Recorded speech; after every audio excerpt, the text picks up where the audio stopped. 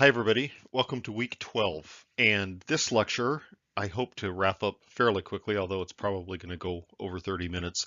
Um, it's in two parts, and you'll see the connection of the parts, I hope, really by the time we get to about the middle of it.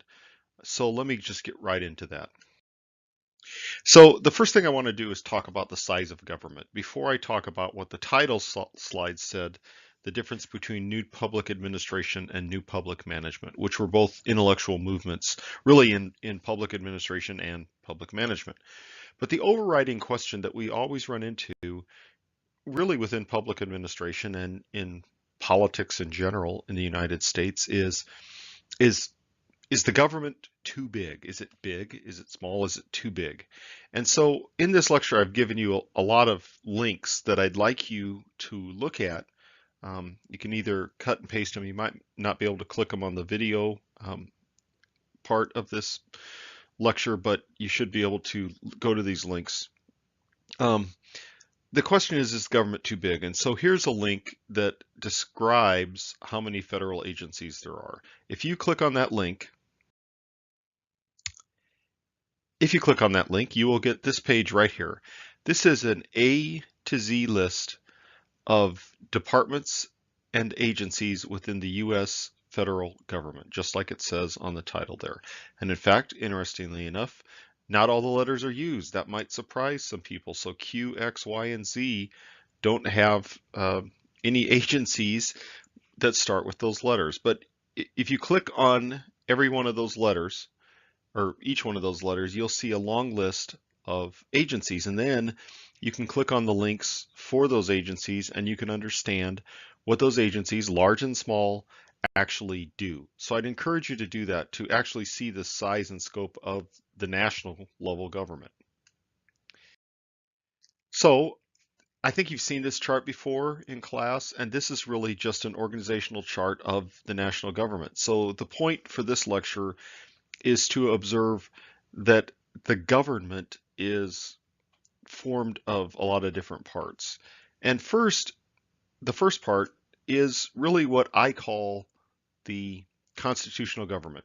So the Constitution, has several articles. Article 2 talks about the legislative branch, Article 3, the executive branch, Article 4, the judicial branch. So we know these as the three branches of government. But basically, under the executive branch, then we have all kinds of departments, and these are all cabinet level departments.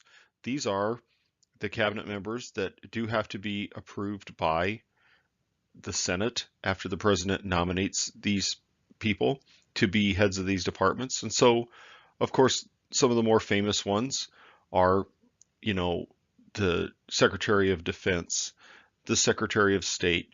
But the Secretary of State here, some become famous for various reasons. Betsy DeVos is famously the Secretary of Education. So we know that these are the people that change every 4 years and probably more often. Even if a presidential administration lasts 8 years, typically cabinet secretaries might come and go. But down here are what we call independent establishments and government corporations. These are a little bit different even than regulatory agencies. And what I want to do is kind of distinguish between these things in a few slides here. So we say our national government is big, and let's just go ahead and call it big. But how did we get here? So the original departments, typically what we call the Department of, so the Department of the Interior, for example, the Department of Transportation, the Department of State, those really were established initially to take care of the core functions of government. So early on, the State Department was established to run foreign affairs. The military was run by the War Department, but also there was a Navy Department. You can see at the last bullet there that was really peeled off from the War Department in 1799. So for most of the nation's history, we had two departments that were military related, two cabinet level secretaries. We had the Treasury Department established in 1789. That's important because it's in charge of revenue collection and disbursement of expenditures. The legal representative of the United States is the Attorney General of the United States, who later came to be the head of the Department of Justice. But that was established in 1789, and delivering mail was a very important function in 1789. Maybe we don't think of it as important today, but really, mail was the mode of communication. So the Postal Department, which is now an independent corporation, was established in 1789. And then, as the United States expanded, we started adding more departments. So the Interior Department was added in 1849 as westward expansion and national economic development was starting to boom. The beginning of what we call clientele service functions, that is, a department established really to serve one industry, began really with the Department of Agriculture in 1862, and we've talked about that, I think, a little bit. The Department of Agriculture really existed to promote American agriculture and to enable farmers to be successful. That was its original function. And so I referred to some of these departments, but uh, I also have some links here that I'd like you to click on. The question is, when we establish these departments, does it matter the size of the statute that established them? And I guess I would argue that we've become much more detailed. Congress has become much more detailed in the way it wants to establish departments. So for example, this is a screenshot of the act of Congress that established the Treasury Department. So it's not a screenshot of the original act, of course, it's the text, but that's a screenshot. If you scroll down on this page, you'd actually find that the entire act establishing the Treasury Department has about 8 sections. It has 8 sections, and it really is about 2 screenshots on a typical notebook computer. That's the whole length of it. That's the whole act establishing the Treasury Department, arguably one of the most important departments in the United States government. This is an act in 1977 that established the Department of Energy. It's 49 pages long. So there's a lot in this act that's detailed that Congress laid out when it established the Department of Energy. This is a screenshot of the front page of the act establishing the Department of Education. That was in 1979. Just so there's no confusion, Congress actually established a Department of Education in the 1860s, but then it was changed to an Office of Education. The actual Department of Education was really established in 1979. But this act is 29 pages long. So the point is that Congress, over a couple hundred years, became either a lot more sophisticated or a lot more worried about detail when it established these departments. And then we have regulatory agencies. So typically these are things that we call commissions or sometimes administrations. So when you hear, for example, of the Federal Aviation Administration, that is a regulatory agency that regulates aviation, just like it sounds. It has other jobs too besides regulatory. The FAA actually runs the air traffic control system. The FAA inspects aircraft that commercial airlines fly. So what regulatory agencies do is they carry out laws that Congress has passed in the form of regulations. So this is what a lot of people, I think, are talking about when they refer to the so-called deep state, right?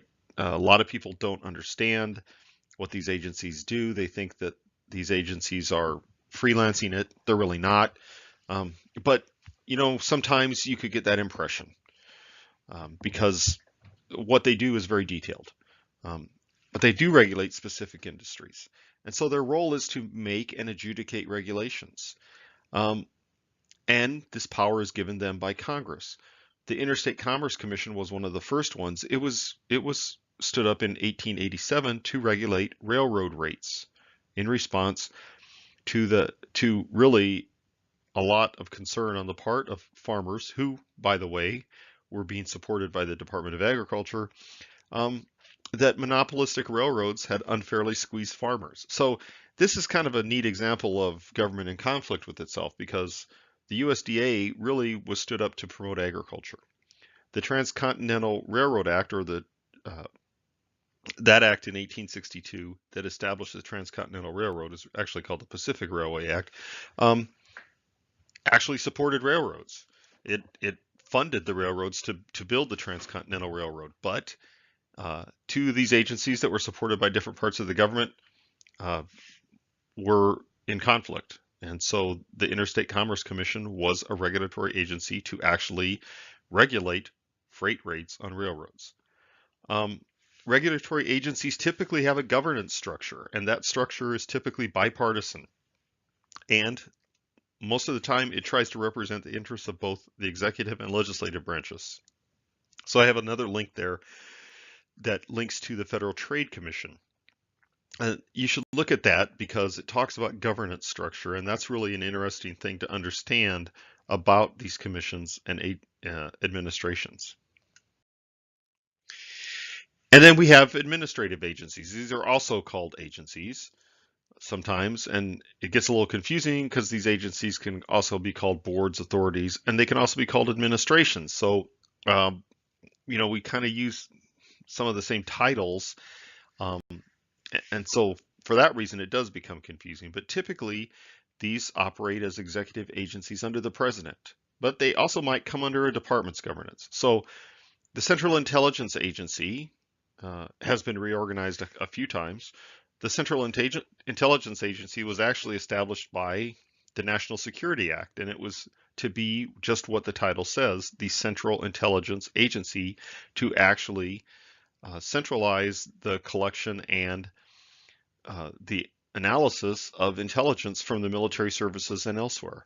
NASA, the space agency, comes directly under the president, actually comes directly under the vice president. That's the way NASA was stood up. And so regulatory power usually applies to a specified mission set, right? So NASA doesn't talk about regulation for the forests. But then again, just to keep us confused, agencies like the Food and Drug Administration, which you would think talks about food a lot, they make rules for prescription drugs. There are other agencies that deal in food too. The USDA deals in food, as does the Food and Drug Administration. So yes, it does become confusing. And then we have government corporations. And this might actually discombobulate people even more. So typically these are capitalized originally and often continuously by the federal government, but sometimes they feature public-private ownership. Sometimes they're within an executive branch department, sometimes they're independent. The Tennessee Valley Authority was one of the early ones, but it also includes things like the Federal Deposit Insurance Corporation, which provides basically deposit insurance for depositors of banks. The United States Postal Service is a quasi corporate entity. Amtrak, the passenger rail system, yes, it is owned by the federal government, but it is run like a corporation. And we didn't even talk about things like the Smithsonian Institution in Washington and elsewhere, the National Institutes of Health, councils and committees, foundations like the National Science Foundation, the National Endowment for the Arts. And so, yes, I think we could argue that government is big, but so what? The so what is that we have to understand, I'm just going to go ahead and populate this table. We, as public administration scholars, as people with master's degrees in public administration, we need to understand the difference between statutes and regulations, laws and regulations. And most people, I would argue, don't understand the difference between law and regulation. And they both affect us. We are affected by laws and we are affected by regulations. Famously, the Trump administration and Congress right now are engaging in an effort to roll back regulations. And in spite of the fact it doesn't actually appear in the news that much. Some do. A lot of regulations are being rolled back because Congress does have the power to do that in some instances. But statutes, laws are passed by Congress. They're provided for broad social and economic goals and legal requirements. They do get their power directly from the Constitution, and they are often reviewed by the courts for constitutionality. Um, and, we can argue that Congress passes laws to represent the will of the people. Some people argue the opposite, but that is why we elect Congress. On the other hand, regulations are issued by agencies. However, they do get their power from Congress, their power to make regulations, and they do prescribe specific legal requirements, usually in pursuit of congressional goals, that are written into laws. Um, they are often reviewed by courts to determine constitutionality, um, and things like the limits of delegated authority and whether they are arbitrary and capricious. And finally, they are part of participatory democracy. So the regulation process is not done in secret. It's a public process. It's just that it's a complicated public process and not a lot of people understand it, but nevertheless, it is a public process. So what are the powers of commissions and some of these agencies? So, for example, the Securities and Exchange Commission is an example of an agency with powers similar to those of all three branches of government. It has legislative powers, meaning it promulgates regulation on what investors are supposed to do. It has some quasi-judicial power in that it can conduct hearings to determine whether people are violating the Security and Exchange Act. And it has executive powers, which means it enforces regulations by prosecuting violators. It really can prosecute and try violators and fine them. So agencies make rules, but how do they do that? So this is, in a nutshell, the U.S. rulemaking process. And this is all contained in mostly in something called the Administrative Procedures Act that was passed in 1946. But there's been other laws that have amended and modified the APA law over time. But this slide, I'm not going to go through every box here. But basically, the point is that what you need to understand, really, Congress passes a law authorizing or requiring regulation. From there, the agencies kind of take over. And again, they don't do it in the middle of the night and in secret, because there's always down here, there's all kinds of public input on rules and regulations. Now, are all members of the public happy with the rules? No, certainly not. However, I would tell you that, for example, EPA rules on how much, what the miles per gallon of a fleet of cars manufactured by an automaker is supposed to be, had plenty of input from the manufacturers. Does that mean they're all happy? No, but they did have input. So here's some key laws in the rulemaking process. So the Federal Registry Act of 1935, it established this book called the Federal Register, which is published every single day, believe it or not. It's now published online, and you can see it there. I have a link for the Federal Register. The Administrative Procedure Act of 1946, which I referred to, really its role was to bring predictability and regularity to the rulemaking process. What does that mean? That means that there are timelines built into the rulemaking process, and you can see them there in the last few bullets of this slide. So basically, all agencies of the federal government, when they are making regulations and rules, have to abide by the Administrative Procedure Act. So take a second to read those, and I will move on. And then the National Environmental Protection Act, or NEPA. NEPA is a powerful rulemaking law because it applies to the EPA and some of the regulations that the EPA can make. This actually was the law in 1969 that established the idea that we need to do environmental impact statements, environmental impact studies of large projects. So we know that pipelines, other large projects have to have an environmental impact statement done. And that environmental impact statement really is supposed to be studied and is supposed to pass the muster of several levels of review. And then, ironically, we have a law called the Paperwork Reduction Act of 1980, right? So that really was established to, reduce paperwork, but also to provide a justification for why the federal government has to collect information from non-federal agencies like businesses. So it established this office called OIRA, which a lot of people have never heard of, but is very powerful indeed, because that's the central office in any administration, in any White House, that oversees the regulatory process on behalf of the president. And then another very important law is the Congressional Review Act of 1995, and that, in fact, is a law that Congress is relying on right now as it rolls back some regulations.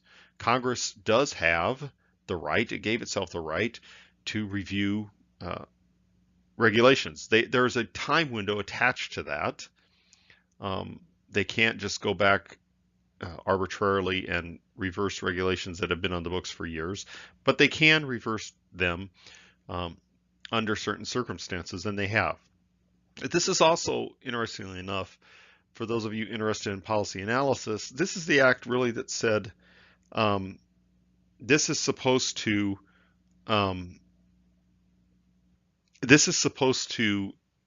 provide a cost-benefit analysis for every regulation that's created.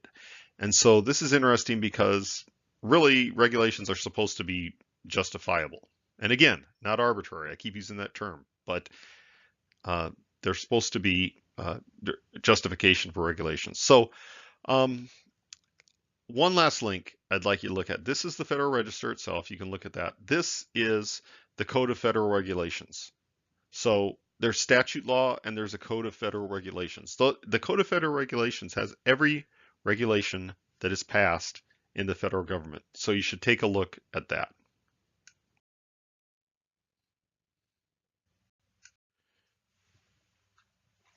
So here is why I just told you all that stuff. Yes, the federal government is big, and state governments are big and have gotten bigger. City governments have gotten bigger than they used to be. So what?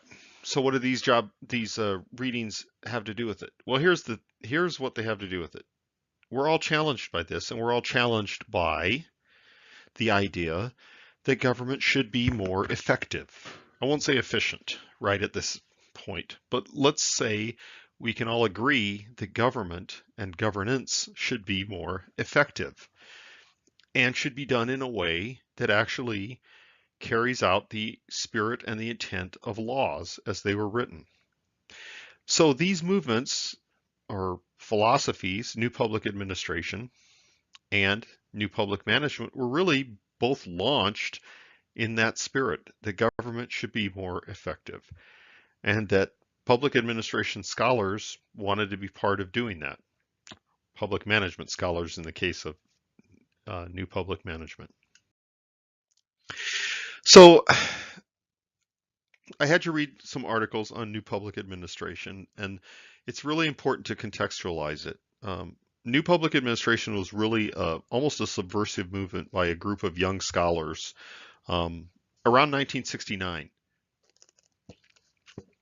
And it was really a contention among these scholars that academia was really part of the problem in the institution, if you will, and not part of the solution. They saw traditional public administration as focusing on institutions and bureaucracies. So remember we talked about Gulick. We talked about the Brownlow Committee. This is what this group of young scholars thought. They said, "Hey, look, we're asking the wrong questions. What we think scholarship is right now is old men talking to old men about irrelevancies, old men out of touch with the real problems of a chaotic and dangerous world, and out of touch with the youth who would have to deal with these problems." So they saw this idea of neutral competence in public administration really as being wrongheaded. And so there was this conference in Minnowbrook, and you hear people talk about Minnowbrook in public administration. Minnowbrook is really a conference center. It happens to be at Syracuse University in New York. And so it's somewhat iconic in the field of public administration. So it really actually kind of started by accident. There was an article by this scholar named John Honey in 1967 in Public Administration Review called Higher Education for Public Service. And what he did was he laid out what he thought should be the standards for what we ought to be teaching people in public administration in graduate schools. Well, a lot of public administration and political science scholars really took issue with his conclusions. And they said, and his assumptions really, they said that PA was asking the wrong questions. That we shouldn't be asking how efficiently administrators can carry out government programs, but whether those government programs conduct even the right kinds of programs. We should first ask about the nature of the problem and then determine how to solve it. And they also said, importantly, that efficiency is not enough. That efficiency is not what we should just be studying. We should actually add equity to this list of values that public administration scholars are worried about. So what's the context of new public management? And the reason I bring this up, by the way, is because I've had students use them interchangeably, and they're not really the same thing at all. New public management really has its roots in Reaganism. When President Reagan came to office, he said in 1981, government is not the solution to our problems. Government is the problem. Actually, President Carter had really started some of this kind of anti-bureaucracy movement at the federal level. He doesn't get a lot of credit for it, but he did. But President Reagan was elected into office probably because of a large loss of confidence in government institutions, not unlike what we have felt in the past few years. But following the Vietnam War, following the Watergate crisis and the resignation of President Nixon, the really sort of blah Ford and Carter years of the 1970s, the Iranian hostage crisis, the failed rescue that went with that. And then there was really a long period in the 70s of hyperinflation and loss of wages. And along with that, by the way, the deficit at the federal level was growing more and more. And so people saw that well-intended government programs were creating states of dependencies for beneficiaries. And during the 80s, people saw a growth of confidence in market-based solutions, really in places like New Zealand, the UK, Australia, and then really the US later on. And so PA itself, public administration, was seen sort of as part of the problem. And so once again, what new public management says is bureaucracy is the problem. New public administration said the same thing. They just had different ways of approaching the solution to bureaucracy was a problem. What new public management said was that the emphasis should be on the private sector, and that in both the private and public sector, we should try to flatten organizations and drive out what they call bureaucratic solutions to problems. So what are the goals of new public administration and new public management? So they're not necessarily incommensurable. I mean, that's the usual take, right? That new public administration and new public management really are polar opposites. They both assert that bureaucracy has failed. They both sort of present something of a straw man of what they call classical public administration in order to advocate their new view. And they both support the notion that managers and leaders can make a difference. NPM would probably refer to managers more, and NPA would refer to leaders more. So here are some of the similarities. But again, this is from the Frederickson article, but these are the similarities. And again, they sort of see the same problem but have different solutions. right? So a new public administration said there was too much trust in expertise and organizational capability and too low questioning of the bureaucracy. New public management said, you know, bureaucratic bureaucracies are just bankrupt. Um, New public administration called for flexibility. New public management called for innovation. Um, New public administration said we're not as concerned about citizen demands as we should be, and new public management said let's just call those citizens customers and empower them. Um, New public administration uh, said there was an over-optimistic view of what government can or should accomplish, um, and they said actually they wanted to be more optimistic about it. Um, they said government actually can fix things if we ask the right questions. New public management actually said, you know, government can fix things if we move away from bureaucracies and empower people. So, uh, just briefly, new public administration was really process oriented, right? We need to look at processes. We need to ask questions about what it is we're trying to do, and then come up with the right processes. Not so much the right organization, the right bureaucracy, like Gulick was talking about, and Brownlow, but what are the right processes?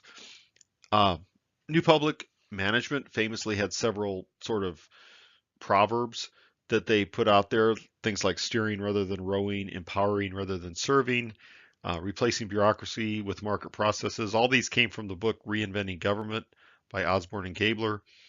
Um, but they said, really, we can make government better if we just adopt these practices that are typical in business, or they said were typical in business and atypical in bureaucracies.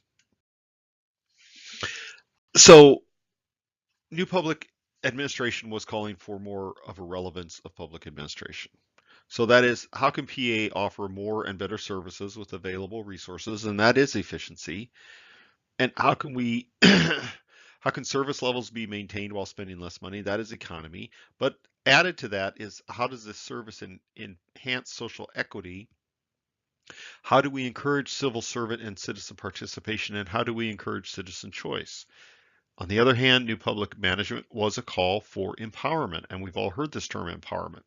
So empowering the customers, read as the citizens by some people, but calling them customers.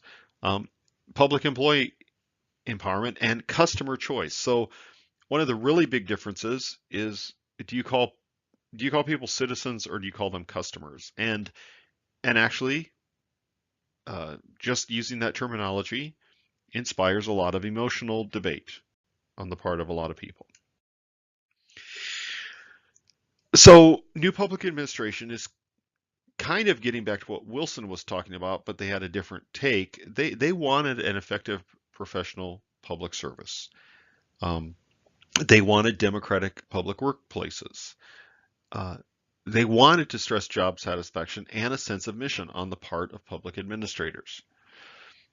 On the other hand, what new public management said was managers matter. Managers make a difference. One of the great books on this really is um, by Mark Moore, and I think some of you in class are reading it, where he talks about empowering managers in public management. But new public management calls for empowered employees and enterprising employees. So really, it's an entrepreneurial approach. And so the values of NPA versus NPM, NPA really consciously addresses this idea of democratic government. So really, this is not the politics administration dichotomy. They're saying we shouldn't do that. Administrators should be involved politically if that means that administrators are sticking up for minority rights, for example, worrying about the allocation of benefits. New public management and a criticism of it is that it claims an apolitical stance, basically saying that efficiency in government is neutral. So the question is efficiency in government, can it really be neutral? Um, because it ignores the idea that politics really is essentially, it's a contest of allocation between people who get things from the government, people that don't. So for week 11, here's what I want you to look at in the discussion. And again, this is the another of my three-part discussions. But I want you to kind of write a short essay that contrasts from the reading and from this lecture, new public administration versus new public management.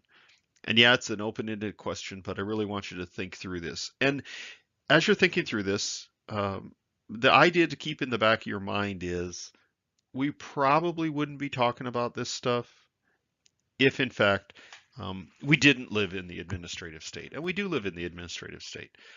And even again, saying the administrative state just stirs up a lot of emotion in a lot of people. But it's important to understand that, yes, in fact, we do live in something called an administrative state. And so we wouldn't be talking about reforming it if it probably wasn't all around us. So have that in the back of your mind as well. So that's this week. Here's some of the references I used, and I'm looking forward to the discussion. Thank you.